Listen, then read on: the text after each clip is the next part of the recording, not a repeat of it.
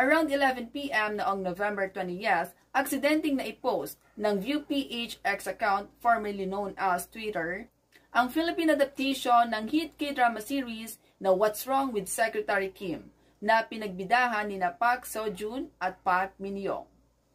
Base sa aksidenteng post ng ViewPH, ito ay pangungunahan ni Kim Chiu at Paolo Avellino. Ngunit, ilang minuto lamang matapos ito maipost ay agad nila itong binura. Mabuti na lamang na screen record natin ito sa isa ko pang phone at hindi na talaga nakita ang post ng ViewPH sa possible adaptation ng naturang hit K-drama series. Hanggang ngayon, hindi pa ito nire-repost ni ViewPH or kung kailan man nila ito i-announce officially.